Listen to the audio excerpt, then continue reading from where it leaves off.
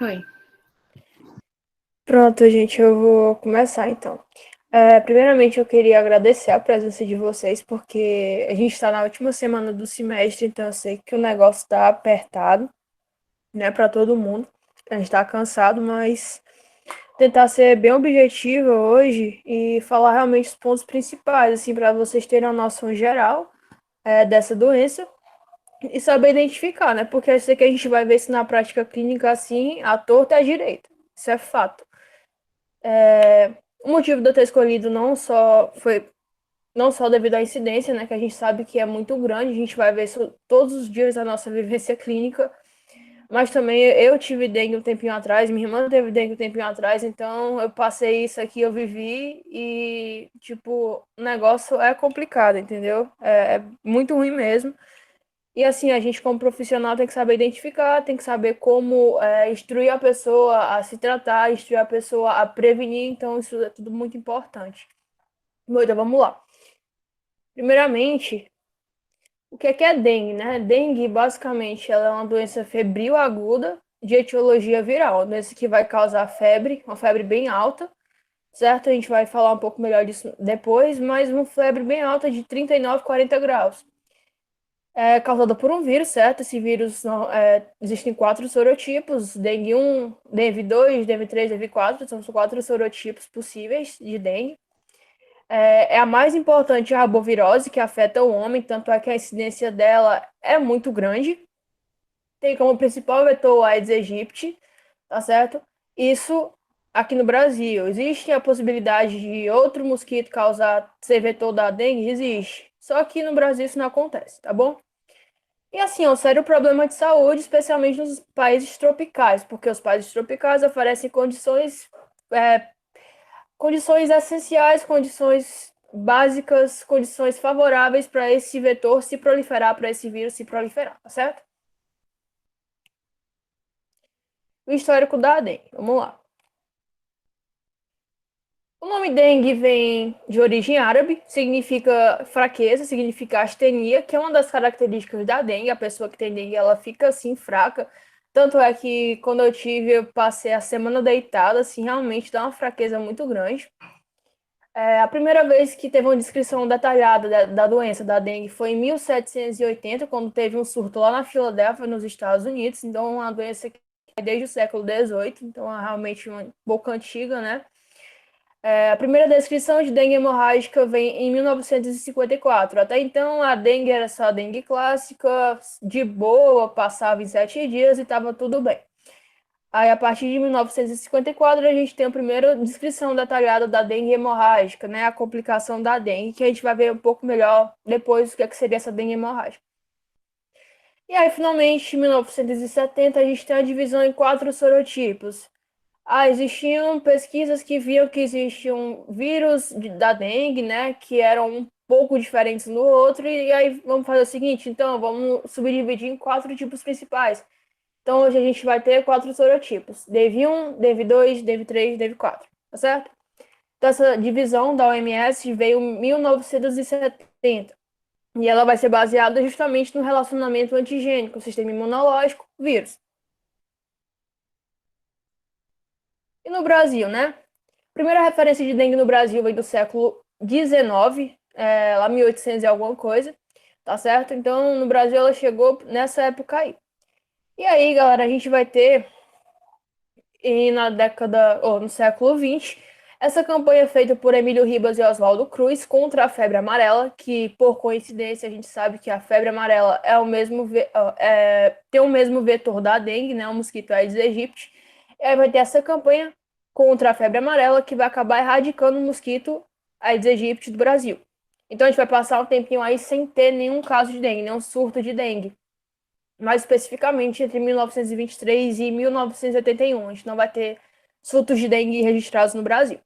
Só que, infelizmente, tudo que é bom acaba e os sorotipos eles vão reaparecer no Brasil. Inicialmente, o sorotipo 1 vem em 1986 no estado do Rio de Janeiro, e do Rio de Janeiro ele vai se espalhar para o resto do país. Em 1990 chega o sorotipo 2, lá no Rio de Janeiro e em Niterói, e vai se espalhar para o resto do país. E aqui a curiosidade é que esse sorotipo 2 trouxe junto com ele mais de 300 casos de dengue hemorrágica, tá certo? Não tem essa relaçãozinha aí com o sorotipo 2. Mas depois a gente vai ver que qualquer outro tipo pode sim causar dengue hemorrágica também, dependendo das condições. Aí, em 2000, a gente vai ter o sorotipo 3 chegando ao Brasil, novamente do Rio para o resto do país. Rio sempre trazendo coisas não muito interessantes. E, finalmente, em 2010, tem o sorotipo 4 chegando no país, na região amazônica, tá certo? Nunca que fugiu a regra aí do Rio de Janeiro, né? No caso, o sorotipo 4 começou na Amazônia. Bom, e agora o agente etiológico e o vetor viral, né? Vamos lá. O vírus da dengue. O vírus da dengue pertence à família Flaviviridae, ao gênero Flavivírus. Os flavivírus são, no caso, tem vetores virais artrópodes, tá certo? E os 4 sorotipos da dengue estão incluídos no grupo dengue dentro do gênero Flavivírus. É um vírus que é esférico, é um vírus envelopado, com projeções na superfície, como a gente pode ver aqui do lado na fotinho. É um vírus de fita única de RNA e tem polaridade positiva, ou seja, vai se comportar como RNA mensageiro. Para traduzir em proteína é muito mais rápido. Bom, ele é basicamente composto por 3 proteínas estruturais e 7 proteínas não estruturais. Vou falar um pouquinho sobre as mais importantes dessas. Primeiramente, a proteína C, a proteína do capsídeo viral. Vou voltar para outra foto que é melhor. Proteína C são esses pauzinhos brancos aqui, tá certo? Ao redor do vírus. Formando capsídeo viral, ela está associada tá associada à RNA viral, desculpa. A proteína C é essa daqui do meio, desculpa. Tá? Essa proteína roxinha aqui, lilás, está associada à RNA viral, claramente associada. A proteína E, né? Essa proteína aqui que a gente pode ver nessa foto, proteína E. Opa. A proteína E, ela vai ser a maior proteína do envelope viral, tá certo? Vai conter importantes determinantes antigênicos para, no caso, importante no reconhecimento do sistema imunológico do vírus. Vai ser mediadora da ligação ao receptor celular e da fusão do envelope à membrana celular. Então, ela é importante nessa questão da fusão do vírus com a célula do nosso corpo, para que o RNA seja liberado no citoplasma e aí tenha todo o processo de multiplicação viral, de replicação viral. E por último, das proteínas estruturais, a gente vai ter a proteína M, que também vai constituir envelope viral.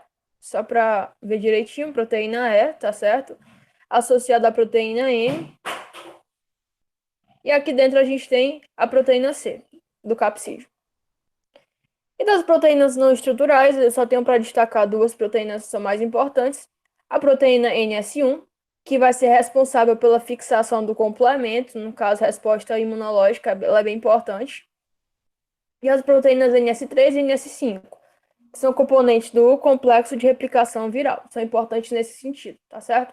Então, de proteína para destacar são essas daqui. Quanto ao vetor viral. O vetor viral, vou ter mosquitos do gênero Aedes, tá bom? E os principais mosquitos do gênero Aedes que a gente tem para destacar é o Aedes aegypti e o Aedes albopictus. Só que Aedes albopictus é um mosquito mais rural. E no Brasil a gente não tem transmissão de dengue envolvida com o Aedes albopictus, tá certo? No Brasil a gente vai falar de Aedes aegypti.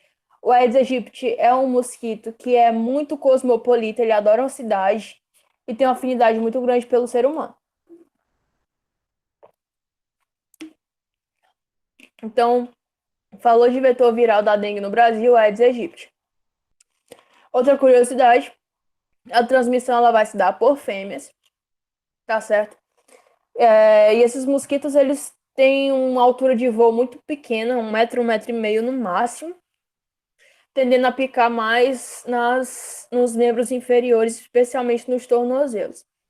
Como a gente pode ver aqui, ó, o tamanho dele é menor do que 1 centímetro, ele é bem pequenininho, tem o corpo e as asas pretas, manchas brancas nas patas e no corpo, tem o voo baixo, né? Pouco zumbido e é mais ativo de manhã. Então, é um horário para a gente prestar mais atenção realmente de manhã.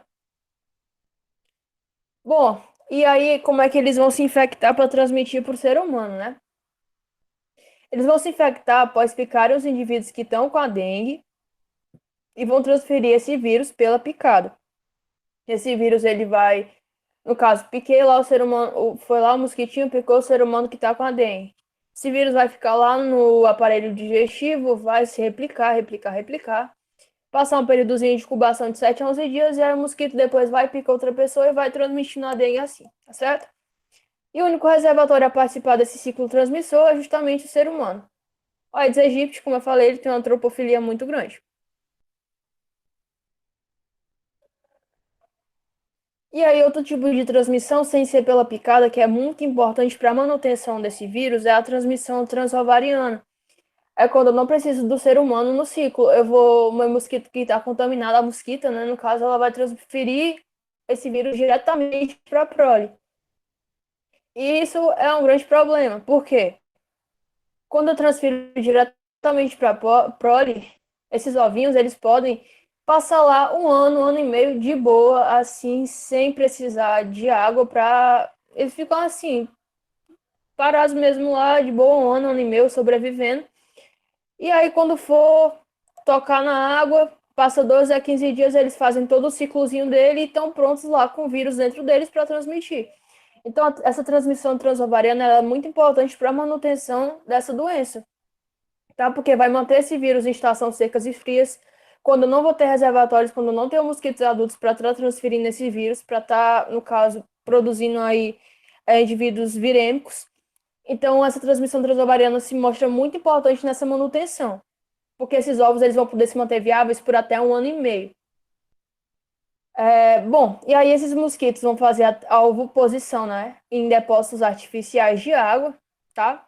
Latinha de garrafa deixada assim aberta, que acumula água, garrafa mesmo, aquele depósitozinho de queijo e presunto que a gente de isopor, que pode acumular água também, tampinha de garrafa, pneu e por aí vai. Tudo isso aí se transforma em depósito artificial de água. Aí o mosquitinho vai lá, faz a oviposição, os ovos um pouquinho de centímetros acima da linha da água. Aí no momento que esses ovos têm contato com a água, 12 a 15 dias, iniciam um ciclo. E pronto, lá vai, ó. Ovo, primeiro estágio de lava, segundo estágio de lava, até o quarto estágio, pupa, mosquito adulto. E aí dá e transmitir o vírus, tá certo? Então essa transmissão transovariana se mostra muito importante para a manutenção da doença. E epidemiologia. Só para vocês terem noção, mais de 100 milhões de indivíduos são infectados anualmente. É muita gente com dengue todos os anos, tá certo? Especialmente países tropicais como o Brasil. Esse gráfico ele mostra a distribuição dos casos de dengue, tanto dengue normal quanto a clássica, quanto a dengue severa, na América Latina, tá certo? Na região das Américas, na verdade, entre 1999 e 2020. A gente pode perceber que dos anos de 99 para cá, para 2020, teve um aumento, né? Lógico que com os picos de variação, porém a gente vai ter esse aumento. Mas, graças a Deus, a gente tem uma diminuição dos casos graves de dengue hemorrágica. Talvez por instrução da população, talvez por saber tratar melhor, né? Tudo isso junta e aí a gente acaba tendo redução desses casos de dengue grave. Porém, dengue clássica a gente pode perceber que realmente tendeu a aumentar durante esse passar desse tempo, né? E aí eu peguei esse boletim epidemiológico desse ano, até a 10ª semana epidemiológica desse ano, e só isso no Brasil, né? Tivemos mais de 103 mil casos de dengue notificados, tá certo?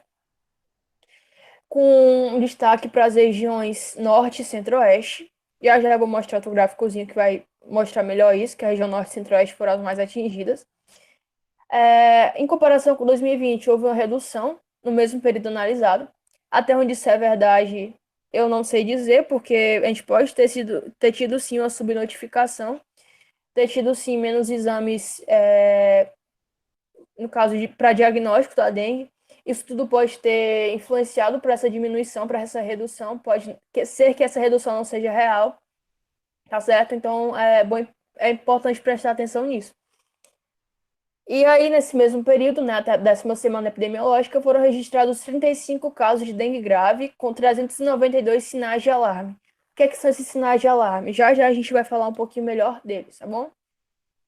E desses 35 casos de dengue grave, a gente teve confirmados até o momento 19 óbitos, tá bom? E aí, realmente, como a gente pode ver, regiões norte e centro-oeste com maior incidência de dengue. Bom, tá aqui o gráficozinho que mostra os casos, né, durante essas 10 semanas epidemiológicas de 2021, na distribuição por região. Como eu falei, norte e centro-oeste, né, que é o laranja e o cinza, a gente pode ver que realmente eles estão predominando nesse gráfico. Tá certo? Nordeste aqui de verde, tem uma. Vamos dizer até que tem menos casos do que as outras regiões, mas pelo que a gente convive diariamente, a gente sabe que tem muito caso ainda assim, né?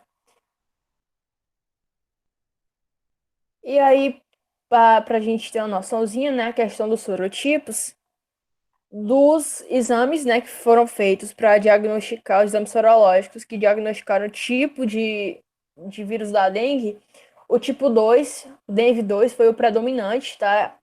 Das amostras coletadas, ele correspondeu a 65,2% de todas essas amostras. Então, predominantemente foi o dengue 2. E o destaque para o Ceará, que a gente pode perceber que a predominância da dengue no Ceará esse ano é justamente o tipo 2, tá? Norte e centro-oeste, a gente vai ter os tipos 1 e 2 misturados. E, para completar, em relação à sorologia, o Brasil apresentou 28,8% de positividade, os exames feitos para, no caso, confirmar ou não a dengue. E uma positividade é de quase 30% nesses exames feitos. E no Ceará, dos exames feitos, a gente teve um índice de positividade de quase 31%, tá certo? No Ceará foi um dos índices mais altos que teve. Bom, é assim, pensando, né?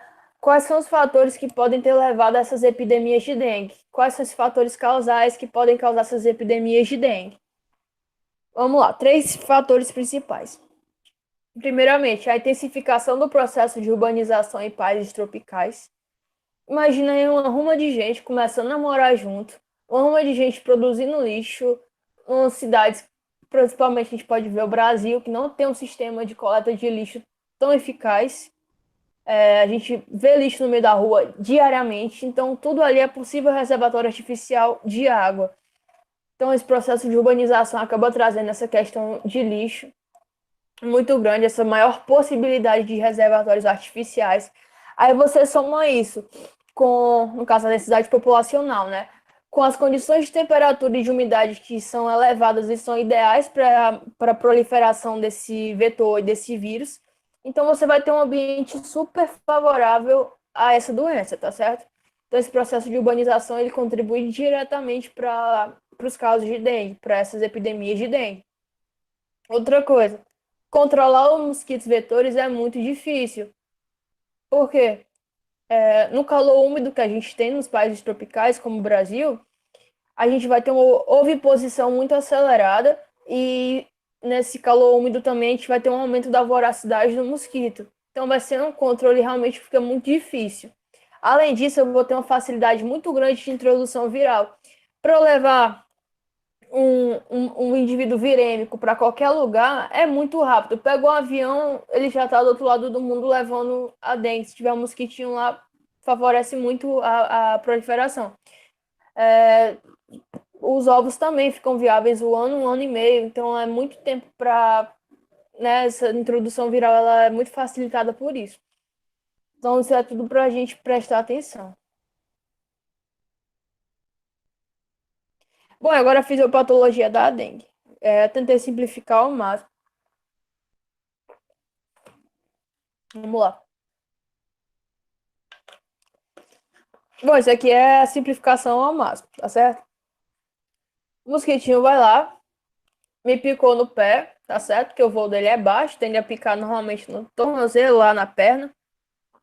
Me picou, o vírus entrou em mim, foi inoculado. O vírus vai lá e minhas células dendríticas, células de Langerhans que estão lá no meu epitélio, vão atrás de fagocitar esse vírus, tá certo? Células dendríticas são células apresentadoras de antígeno, vão lá para o linfonodo para tentar apresentar. Só que no linfonodo vai acontecer, na verdade, a replicação viral, tá certo? Porque essas células, essas virais, essas células virais, esses vírus, eles têm uma afinidade muito grande por células fagocíticas. E aí vão lá, se replicam, né, nessas células, E depois de lá vão se disseminar, lá no linfonodo, vão se disseminar para o resto do corpo. Se disseminar de duas formas. Ou livre no plasma, ou então no interior de monócitos, tá bom? E aí vão pro resto do corpo, articulação, para músculo, para trás dos olhos, né, para causar aquela dor que é muito ruim. E por aí vai, entendeu? Vão se realmente se disseminar. É o que eu falei, né? Após a picada do vírus é inoculado, vai ser fagocitado pelas células dendríticas, né? As células de Langerhans, lá do epitélio. Transportado aos linfonodos regionais, onde vai ter a primeira replicação viral. E essa multiplicação inicial vai resultar em viremia, que vai disseminar o patógeno pelo organismo. E aí o vírus, como ele tem afinidade, tropismo, né, pelas células fagocitárias, essas células vão ser importantíssimas para a sua replicação. E tem célula fagocitária tudo que é canto. Então, realmente, para ele é maravilhoso. Bom, beleza, o vírus entrou e meu sistema imune, como é que vai combater esse vírus? Ele pode combater de duas formas. Uma forma mais, vamos dizer, a forma normal, né? Que a partir da primeira infecção, primeiramente, meu sistema imune inato, né? Células dendríticas, macrófagos, enfim, vão lá fazer essa fagocitose, sistema imune inato, vão apresentar para o sistema imune adaptativo, para os linfócitos, e aí eu vou criar imunidade humoral e celular. Esse é o processo natural. Porém, eu posso ter uma segunda manifestação, normalmente em reinfecções, que eu já vou ter uma resposta imune muito agressiva, que pode ser muito ruim, pode se associar com a manifestação hemorrágica da dengue. E a gente vai entender o porquê disso. Bom, primeiramente, o que aconteceria na infecção primária? Primeira vez que eu estou em contato com o vírus, né? Primeira vez que eu estou em contato com o vírus, eu vou ter uma resposta imune inata, né? Primeira linha de defesa do meu corpo. E aí o vírus vai estimular a produção de IgM, que vai ser detectável a partir mais ou menos do quarto dia do início dos sintomas. Depois de um período, né, a gente vai ter que começar a produzir anticorpos IgG, tá certo? Vão ser observados a partir da primeira semana do início dos sintomas. E aí eles vão se manter por vários anos. Ou seja, eu peguei o vírus que entrou em mim é o sorotipo 2, eu vou manter a imunidade contra o sorotipo 2 pelo resto da minha vida.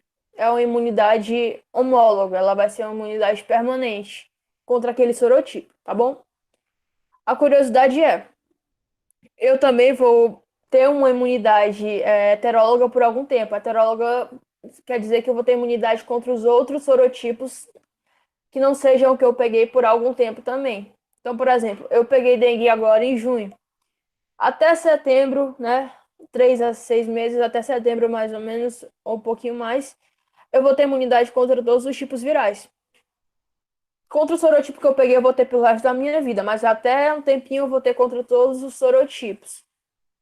Isso é legal por um tempinho, né? Mas depois o negócio pode sim ficar muito ruim e eu vou explicar o porquê, tá bom?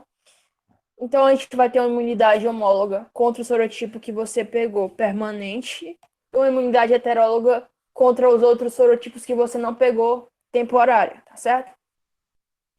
Bom, esse gráficozinho é só para demonstrar realmente, ó. A proteína S1 ela vai estar presente nos primeiros dias de sintoma, tá? Ela vai ser secretada e por isso que a gente consegue ver um nível elevado dela no comecinho dos sintomas. Mas aí, como eu falei, a partir do quarto dia a gente consegue detectar o IgM e depois começa a produção do IgG, tá certo? Que vai permanecer aí pro resto da sua vida contra o sorotipo viral que você pegou. Agora, vamos dizer que você teve dengue ano passado, o sorotipo 1, por exemplo, e esse ano você foi e pegou o sorotipo 2. E aí, o que vai acontecer? Pode acontecer algo muito ruim, tá? Uma infecção secundária, né, chamada de reinfecção, quando você já teve o contato prévio com outros sorotipos, você vai ter uma resposta imune alta, com a rápida produção de IgG e baixa produção de IgM, tá certo? A questão é, você tem anticorpos contra o sorotipo que você pegou, mas esses anticorpos não conseguem neutralizar o novo sorotipo que você pegou agora, tá certo? Isso vai facilitar a infecção. E eu vou falar melhor disso agora. Justamente na questão da dengue hemorrágica, tá bom? Primeiramente, na dengue hemorrágica, todos os sorotipos são capazes de causar todas as formas da doença, Sorotipo 1, sorotipo 2, sorotipo 3, sorotipo 4, eles são capazes de causar tanto a dengue clássica quanto a dengue hemorrágica. A dengue hemorrágica ela é mediada pelas respostas imunes dos pacientes, tá certo?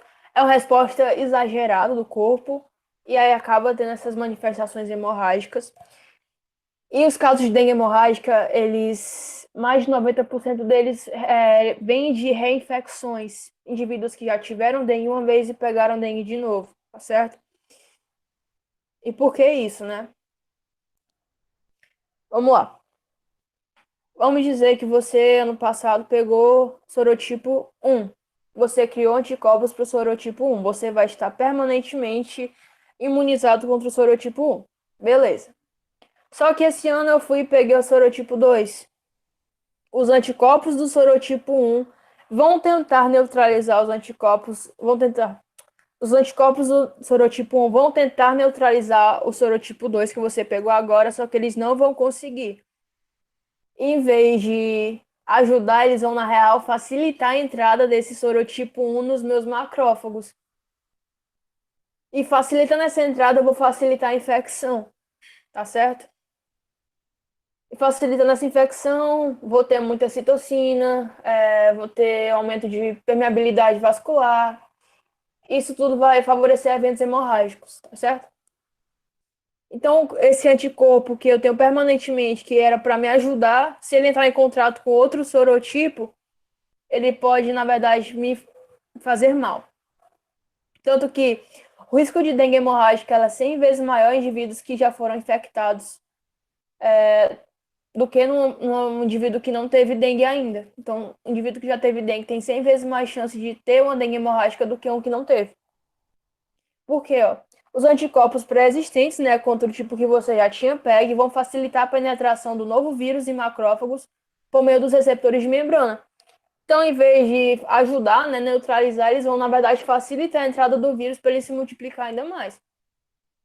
Além disso, a gente também vai ter um maior reconhecimento dos epítopos virais. Epítopo é um pedacinho mínimo de um antígeno que o sistema imune consegue reconhecer. E vai ter esse maior reconhecimento desses epítopos pelos linfócitos TCD4 e TCD8. E isso vai produzir a maior produção de citocina e citólise. Mais citocina, mais inflamação e aí mais complicação. Além disso, o TNF-alfa, que é de origem macrofágica e linfocitária, TNF-alfa é outra citocina. Ele foi observado afetando células inflamatórias endoteliais, contribuindo para a trombocitopenia, que é outra característica muito marcante da dengue. Você vai ter uma menor quantidade de plaquetas. Além disso, esse TNF-alfa ele vai induzir a interleucina 8, que vai estimular a liberação de histamina, que vai aumentar a permeabilidade vascular, ou seja, eu vou ficar com o meu endotélio mais frágil. Possibilidade de eventos hemorrágicos vai aumentar, tá certo? Então, isso tudo aí é bem prejudicial. Essa resposta imune muito exacerbada. Bom, aqui a figurinha, eu não falei tudo que tem nessas figurinhas porque é muita coisa, mas seria basicamente prestar atenção no TNF-alfa, né, na interleucina 8, que vão contribuir aí para mais inflamação, vão contribuir para mais permeabilidade vascular, tá certo? E aqui nessa outra fotinho, tenho aqui a primeira infecção, o indivíduo que está entrando em contato com o vírus pela primeira vez, certo? Aí vem os anticorpos, são produzidos contra esse vírus, vão neutralizar o vírus e pronto, vou ter memória imunológica, vou criar anticorpos pro resto da minha vida. Só que aí, se eu entrar em contato com outro sorotipo viral, esses anticorpos que eu tinha previamente vão tentar combater, só que eles não vão conseguir combater esse novo sorotipo. Vão, na verdade, facilitar a entrada desse novo sorotipo nos macrófagos, vai ter a maior penetração de vírus, vou ter uma maior estimulação dos linfócitos também, vou ter maior liberação de fator inflamatório, vou ter aumento da permeabilidade vascular e tudo isso contribui para eventos hemorrágicos, tá bom? Para dengue hemorrágica. E o quadro clínico, né? Que aqui realmente é a parte que a gente tem que prestar mais atenção, porque é o que a gente vai ver na clínica, o que a gente vai enfrentar diariamente. Bom, As manifestações, elas ocorrem após um período de incubação que vai variar de 3 a 15 dias, tá certo? Um períodozinho legal. E vai ter manifestações, desde manifestações assintomáticas até quadros graves, gravíssimos de hemorragia e choque. Podem, inclusive, evoluir para óbito. Então, são os dois extremos. Da dengue clássica, a gente vai ter um quadro bem variável, tá bom? Com a primeira manifestação sendo a febre alta, febre bem alta, de 39, 40 graus. E aí, logo depois, vamos ter quadros de cefaleia, dor de cabeça, mialgia, dor nos músculos, prostração, né? O cansaço, artralgia, dor nas articulações, anorexia, a gente vai ter falta de apetite, astenia, fraqueza, dor retroorbital, que é a pior coisa do mundo, que você não consegue olhar para o lado porque dói demais, náuseas, vômito, enxantema, que é causado pela dilatação dos vasos, que acaba causando essas manchas vermelhas no corpo, e prurido cutâneo, né? A coceira na pele. Tudo isso é possível. Além disso, os adultos eles podem ter pequenas manifestações hemorrágicas, como as petecas, que são pontinhos vermelhos devido a hemorragias dos pequenos vasos, pistache, que é sangramento pelo nariz, gengivorragia, sangramento pela gengiva, sangramento gastrointestinal, hematúria, sangramento pela urina e metrorragia, sangramento uterino. A duração da dengue clássica tende a ser de 5 a 7 dias, né? E com o desaparecimento da febre, tem regressão dos sintomas e depois tudo. E depois os outros sintomas vão sumindo também. Deixa eu ver só essa pergunta aqui.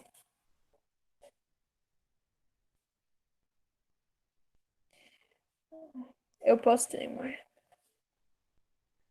Assim, eu creio que pode sim, entendeu? Mas aí é muito questão de sistema imune para sistema imune. Tanto é que 90% dos casos de dengue hemorrágica ocorrem depois por uma reinfecção. Mas de sistema imune para sistema imune mesmo. Que uns... Exatamente. Até poder, até pode, mas é muito Pois mais é. comum acontecer nas reinfecções. Eu estava até comentando aí, né? Até o Emanuel falou, né? Deus lhe guarde, porque realmente a sorte. Tu leu alguma coisa sobre o sorotipo, o que é que tem de sorotipo rolando por aqui? Porque Pronto, provavelmente. o que tá rolando agora no Ceará é o sorotipo 2. É o 2, né? É, o Normalmente. 2. Então, eu acredito que eu tive uma dengue quando estava o sorotipo 1 rolando, que foi em 98, no ano Uhum. da minha formatura. 98 ou 99? Vala? Não, 99, desculpa. Foi no ano da minha formatura, teve uma epidemia muito grande aqui, e eu peguei, né? E na época era sorotipo 1. E provavelmente, lá pelo ano 2000 e pouco, eu peguei também novamente, provavelmente pelo sorotipo 2, né? Que são os mais comuns. Então, Uhum. o medo é a presença do sorotipo 3 é que é mais assustadora, porque quem já teve pelo 1 e pelo 2, né, não se Uhum. infecta mais. Por exemplo, se está rolando o 2, Sim, sim, sim. meu marido teve agora, recente, né, por causa da Covid, né, que tá sendo negligenciada os cuidados com outras doenças, a exemplo da dengue. Então, a minha filha teve, meu marido teve, eu não tive, provavelmente por quê? Porque o que está rolando deve ser, aí a Larissa falou, né, epidemiologicamente, o que está rolando é o 2, provavelmente eu já tive.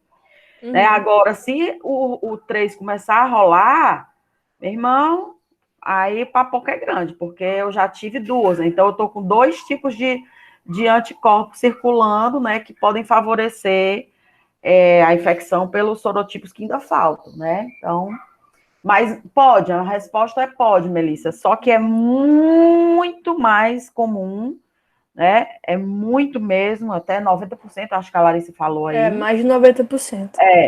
da hemorrágica acontecer em quem já teve infecção por algum outro sorotipo, viu? Pois é, exatamente isso. É aquela imunidade que você ganha de presente que você não queria de presente.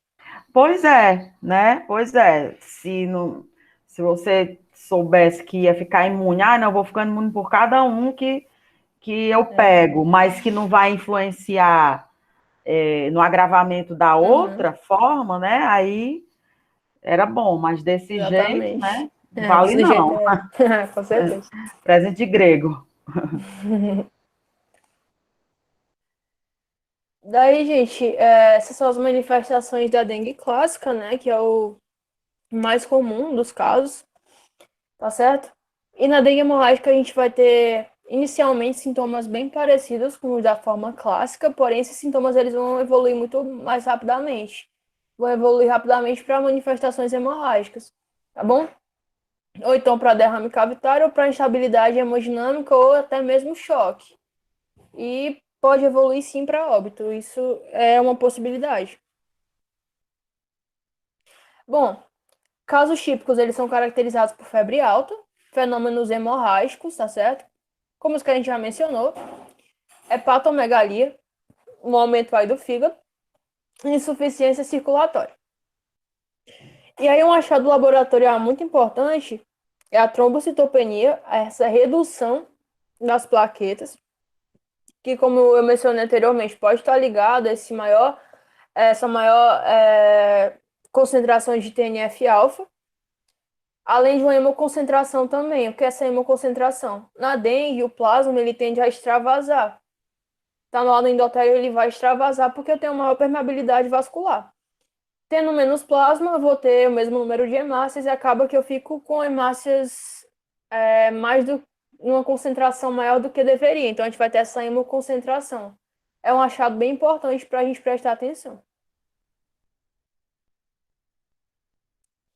Bom, na dengue hemorrágica, a característica associada ao grau de severidade é justamente essa efusão do plasma, né, esse extravasamento do plasma, com valores crescentes de hematócrito, essa relação da concentração dos elementos figurados, das hemácias, enfim, com o plasma, que vai crescer cada vez mais essa concentração das hemácias, né, que deveria estar no valor lá e acaba aumentando. E dessa hemoconcentração, que eu falei para vocês, justamente porque eu vou ter menos plasma. E a concentração de hemácias acaba aumentando porque eu tenho menos plasma. E a manifestação hemorrágica mais facilmente encontrada é a prova do laço positiva. O que é essa prova do laço, né? Na prova do laço, você vai pegar, medir a pressão da pessoa, aferir a pressão da pessoa, tá certo? Por exemplo, a pessoa tem a pressão 12 por 8. Você vai somar 12 mais 8 dá 20, divide por 2 dá 10. Você vai botar o manguito lá e vai insuflar até 10. E você vai manter ele lá 5 minutos com o braço com o manguito. Isso aí, teu braço, você vai parar de sentir, basicamente. Eu fiz, é muito ruim mesmo. Aí você passa lá 5 minutos, tira o manguito, você vai fazer depois um quadradinho no seu antebraço, como a gente pode ver na imagem. Quadradinho de 2,5 por 2,5. E vai contar as petequiazinhas, os pontinhos vermelhos que tem dentro desse quadradinho. Se der mais de 20 é positivo em adultos, se der mais de 10 é positivo em crianças, tá certo? Então essa prova do laço, ela é muito facilmente encontrada nas manifestações hemorrágicas. Bom, nos casos graves, o choque geralmente vai ocorrer entre terceiro e sétimo dia da doença, vai ser precedido por um ou mais sinais de alerta. Sinais de alerta a gente vai falar no próximo slide quais são. E por que ocorre esse choque, né? Esse choque ele vai ocorrer devido a essa maior permeabilidade vascular, que vai fazer o extravasamento de plasma, eu vou ter uma maior hemoconcentração e vou acabar tendo falência circulatória. Meu sistema circulatório não vai funcionar da forma como deveria, devido a essa descompensação aí do meu plasma, tá bom? E aqui os sinais de alerta. Se você tem dengue, tá no período lá, acabou de passar a sua febre e você começar a sentir algum desses sintomas, preste muita atenção, entendeu? Procure logo um médico. Porque esses sinais de alerta, a gente tem que prestar muita atenção porque podem, assim, alertar para um quadro mais grave. Que sinais de alerta são esses? Dor abdominal intensa, referido à palpação em andor contínuo. Vômito persistente, que pode até te fazer não conseguir nem comer, nem beber nada. Acúmulo de líquidos, ascite, derrame pleural, derrame pericárdico. Hipotensão postural, né, uma queda brusca da pressão, ou então a lipotimia, que é uma síncope e desmaio. Hepatomegalia maior que 2 centímetros abaixo do rebordo costal. Sangramento de mucosa. Letargia ou irritabilidade. e aumento progressivo do hematócrito, revelando que seu plasma está extravasando mais do que deveria. Bom, e é justamente esse extravasamento do plasma, né, que quando for falar de tratamento eu vou reforçar isso, mas justamente por causa desse extravasamento que a gente tem que beber muito líquido quando tá com dengue, muito líquido mesmo. Bom, e o diagnóstico, como é que ele é feito? O diagnóstico pode ser virológico ou sorológico. Sorológico é o mais comum. O diagnóstico virológico ele deve ser feito na fase aguda da doença, enquanto a gente está com viremia, ou seja, nos primeiros dias de sintoma. Ele é feito a partir do sangue ou de outros fluidos orgânicos. E a técnica mais usada no Brasil é justamente a técnica de isolamento viral por inoculação em culturas celulares. Mas, assim, a gente usa mais o diagnóstico sorológico, né? A sorologia. Que vai se basear em quê? Procurar anticorpos específicos contra o vírus infectante. Vai ser feito depois, assim, no período de convalescência, quando os sintomas já estão passando, a partir do sexto dia do início dos sintomas, tá bom? Normalmente depois que a febre passa, né? A febre tenta durar de 4 a 5 dias. E o teste mais usado no Brasil é justamente o MAC ELISA, tá bom? Quanto ao diagnóstico diferencial, quais são as doenças que a gente tem que prestar atenção? Que a gente pode confundir com a dengue, né? A dengue clássica, a gente tem que prestar atenção para quadros de gripe, rubéola, sarampo e outras infecções virais e enxantemáticas, que causam aquelas manchas vermelhas. Já na dengue hemorrágica, a gente tem que prestar atenção em quê? No início lá da fase febril, prestar atenção em outras infecções virais e bacterianas. A partir do terceiro ou quarto dia, prestar atenção em choque endotóxico decorrente de infecção bacteriana ou meningococcemia. E outras doenças que a gente pode considerar também como diagnóstico diferencial da dengue hemorrágica. Leptospirose, febre amarela, malária, hepatite infecciosa, influenza e outras febres hemorrágicas, tá bom? Então, tem características em comum entre todas essas doenças que a gente tem que prestar atenção para fazer um diagnóstico diferencial importante, tá bom? E nos exames inespecíficos, né, o que a gente pode observar? Na dengue clássica, a gente pode observar no hemograma uma leucopenia, uma diminuição dos leucócitos, uma linfocitose, um aumento dos linfócitos com atipia linfocitária. E a gente também pode observar, sim, ocasionalmente, uma trombocitopenia, uma diminuição do número de plaquetas. Na dengue hemorrágica, a gente vai ter outras coisas para observar também. Uma leucopenia ou até uma leucocitose leve, né? Tanto uma queda dos leucócitos quanto um leve aumento desses leucócitos. E uma linfocitose com atipia linfocitária, um aumento dos linfócitos.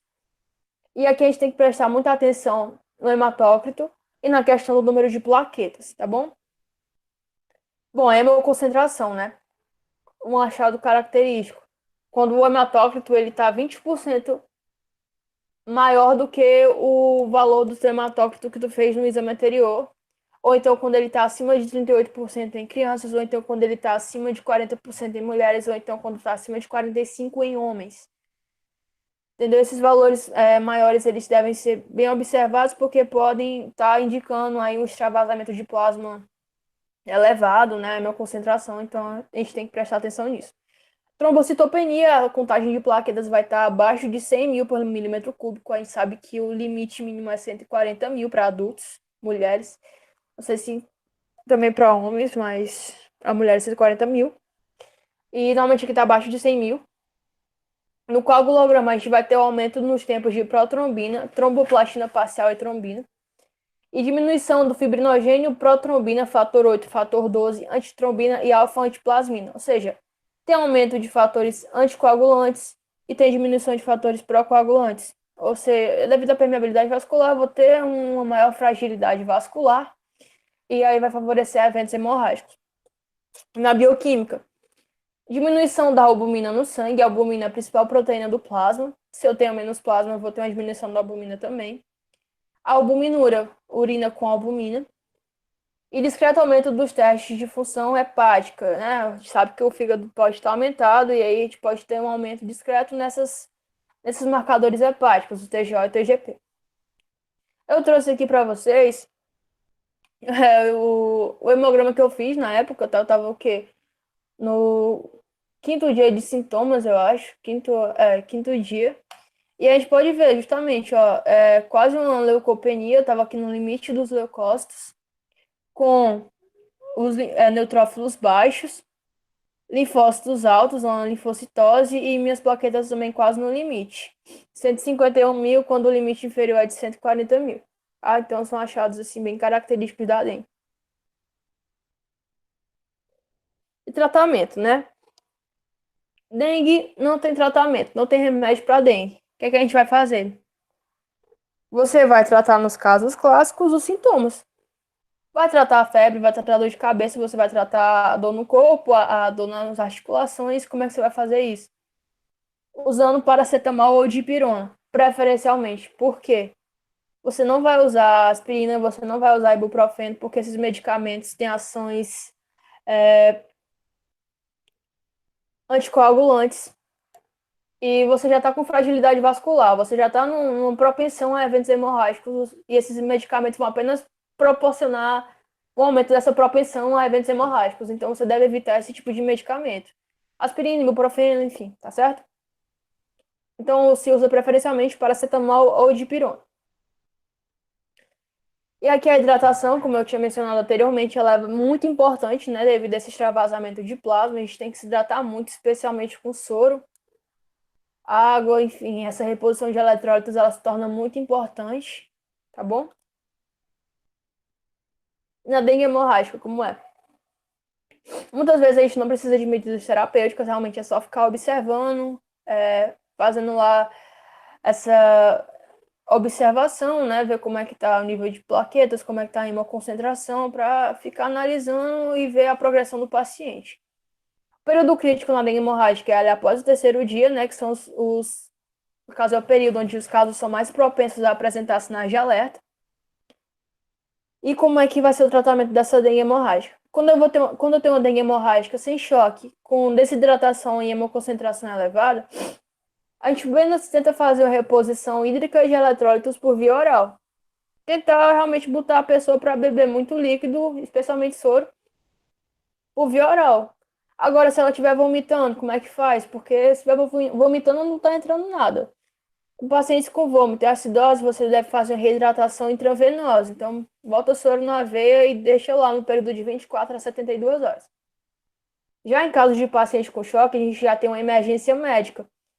E aí, no caso desse, a gente tem que ficar com observação contínua e tentar promover essa expansão plasmática para melhorar essa questão da hemoconcentração, desse extravasamento de plasma. A profilaxia, né? Aqueles avisos do governo que a gente vê direto, aquelas propagandas governamentais que, apesar da gente ver direto, são extremamente importantes. Questão realmente da gente cuidar de possíveis reservatórios artificiais, evitar que isso aconteça, se proteger, em caso nós mesmos usando repelente, conscientizando o outro, enfim. É necessário um sistema ativo de vigilância epidemiológica. Para quê? Para detecção precoce da presença viral e resposta imediata com controle vetorial. A gente tem, né, os agentes de endemias que fazem essas visitas. Não podem mais entrar nas casas agora na pandemia, né? Mas antes eles entravam nas casas, eles iam ver os ralos do banheiro, a caixa d'água, enfim. E tudo isso realmente é um sistema ativo que é necessário para a gente controlar os possíveis focos de dengue, tá bom? Esse sistema integrado deve fazer vigilância virológica, epidemiológica, clínica sorológica e entomológica. Além disso, como eu mencionei, a participação e a instrução da população é fundamental. Se só o governo, só os agentes lá de endemias fizerem as coisas e a gente não fizer, não adianta de nada. Quem tem que cuidar da nossa casa, especialmente, né, principalmente da nossa casa, somos nós mesmos. Prestar bastante atenção. Bom, a cartilhazinha do governo, né, que a gente vê de vários tipos de cartilha por aí, dando justamente as dicas, como é que a gente pode tratar nosso lixo, como é que a gente pode tratar as plantas, né, do nosso jardim, as caixas d'água, as calhas, as lajes, os tonéis, depósitos de água. Então aqui realmente só para mostrar para vocês, tá bom? Bom, e por fim, tem alguma perspectiva de vacina? Assim, é muito difícil pelo próprio vírus, entendeu? Porque, como a gente estava mencionando, né? Se eu tiver um sorotipo, eu vou criar imunidade contra o sorotipo. Mas se vierem com outro sorotipo para mim, eu posso ter uma dengue hemorrágica já, posso ter uma manifestação mais agressiva. Então, para eu criar uma vacina que funcione, essa vacina deveria ser tetravalente. Eu já deveria receber os 4 sorotipos de uma vez para criar os 4 anticorpos diferentes para esses 4 sorotipos. Tá certo? Porque se você chegar com uma vacina de sorotipo 1, eu vou criar anticorpos contra o sorotipo 2. Depois tu vem com a vacina do sorotipo 2, eu posso ter uma resposta imunológica muito agressiva e acabar desenvolvendo um quadro hemorrágico. Então, essa vacina ela deve ser tetravalente. Já existem vacinas, né, contra cada sorotipo que tem níveis adequados de imunogenicidade, de reatogenicidade, porém, quando elas são combinadas, elas não conseguem induzir uma imunidade adequada. Eu também não posso, como eu falei, eu não posso dar uma vacina de um sorotipo para depois dar de outro, porque eu posso ter uma resposta imune muito severa com evento hemorrágico. Então, isso realmente torna muito complicado a gente fazer uma vacina para dengue, né? Existem já vacinas de vírus inativado que ofereceram, né, uma boa maneira de se obter uma resposta imune balanceada contra cada um dos sorotipos. E aí foram feitos já testes em primatas que relataram imunogenicidade legal, porém daqui que chegue no ser humano vai demorar muito ainda. Mas assim, algo a se pensar, né, algo a se torcer para que aconteça, porque uma vacina contra a dengue seria maravilhoso. Bom, pessoal, é isso, minhas referências, e muito obrigado.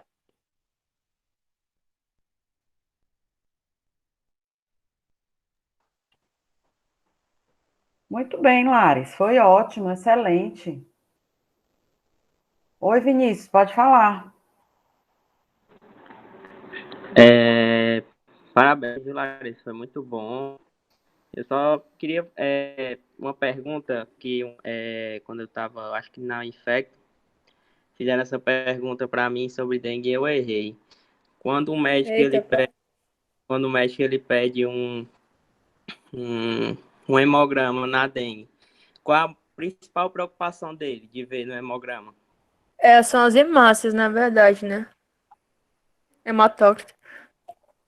Isso, é justamente isso. Muita gente acha que as plaquetas, né? As Eu plaquetas estava, estão baixas. inclusive, conversando com a minha prima, ela me disse isso, dessa questão, que você pede hemograma para ver hemácia e não plaqueta. Isso, a principal função de um hemograma para o médico na avaliação da dengue é saber se ele está com hematócrito concentrado, ou seja, se ele já tem um critério, né, de risco para Sim, ser sim, uma sim. dengue grave. Uhum. Às vezes a plaqueta, a gente só pensa na plaqueta, né? Assim, de geral. Realmente, o problema maior é a questão do extravasamento do plasma, da hemoconcentração. Isso. E também só para dizer que hoje em dia também muito se fala no manejo do clínico da dengue, não tem mais tanto essa distinção entre dengue clássica e dengue hemorrágica, é mais dengue sem sinais de alerta, dengue com sinais de alerta e dengue com sinais de choque, né? Sim. Então, Fechou. é isso mesmo. Enfim, parabéns, viu? Tava ótimo. Obrigada. Excelente, Lares. Muito bem. Alguém tem mais algum comentário? A gente foi comentando, né, Manuel? Diga. Eu não vou sair daqui sem responder isso, porque isso me dá uma dor de cabeça eterna. Ninguém me ajudou e alguém vai ter que responder isso aqui. Ninguém sai. Ninguém se mexa, todo mundo aí. Alguém vai ter que responder para o Emanuel. Diga aí, Emanuel. Tu estava estudando, tu ouviu falar da relação entre a dengue e o estado nutricional da pessoa? Cara, agora tu me pegou.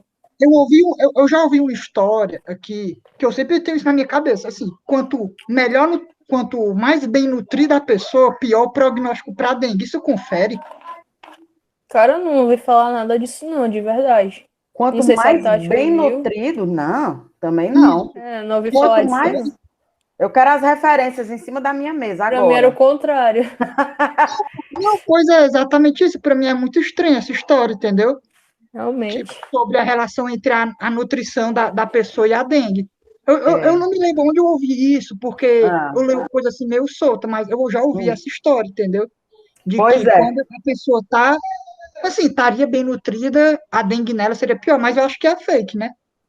Pois então você entra lá nas Realmente. bases de dados, não no Google, tá? E bota lá Nutrition and Dengue Fever, para ver se sai alguma coisa. Aí você responde para a gente no próximo encontro. Pois pronto. Nutrition, pode botar aí, que é bem Tá amplo assim. anotando, você. Tarefinha de cama Tarefa também. de casa, Perguntou, agora vai atrás da pergunta, da resposta. Nutrition aí qual, professora? Mais? Nutrition and Dengue Fever. Pronto. Que são os descritores para dengue. É o descritor para dengue. Bota lá e Anotar. começa a ver umas coisas lá para ver se tem alguma coisa relacionada a isso aí.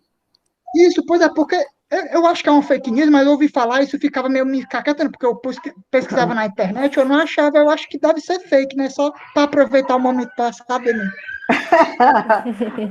Vamos lá, vamos ver. Você vai dizer para a gente. Vamos descobrir. Se tem, como é que tá todo mundo falando agora? Se tem fundamento? Não.